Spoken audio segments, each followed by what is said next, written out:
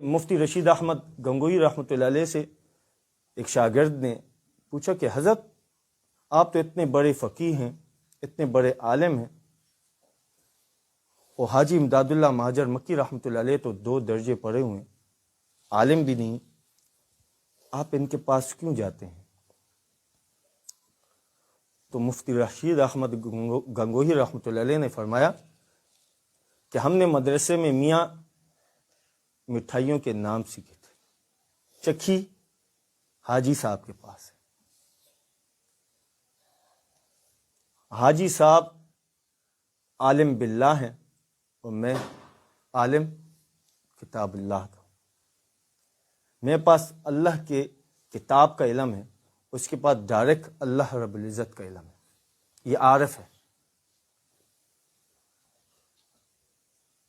مفتی رشید احمد گنگوئی رحمۃ اللہ علیہ بہت بڑے فقیہ تھے، بہت بڑے عالم تھے، امام اعظم ابو حنیفہ ثانی بھی ان کو کہا جاتا ہے۔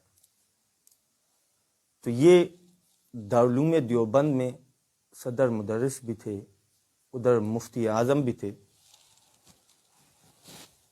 تو یہ آئے، بیعت ہوئے حاجی صاحب کے پاس، اور 3 دن کی نیت لے کے آئے ہوئے تھے کہ ہم نے 3 دن لگانے ہیں۔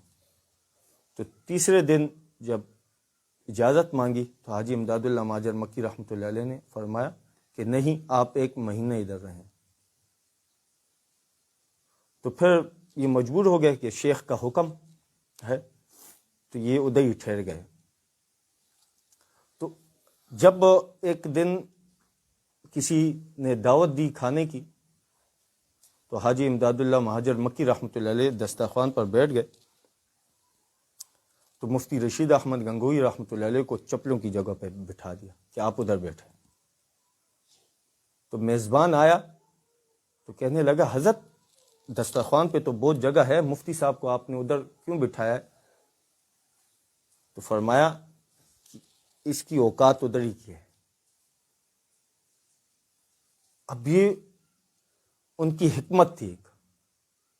اب ہم جیسا ہوتا، خود مرغ مسلم کھا رہا ہے اور مجھے روٹی کے اوپر دال رکھ کے دے دی، وہ بھی چپلوں کی جگہ پہ بٹھا کے میرے نفس کو مجروح کر رہا ہے، میں اتنا بڑا مفتی نہیں۔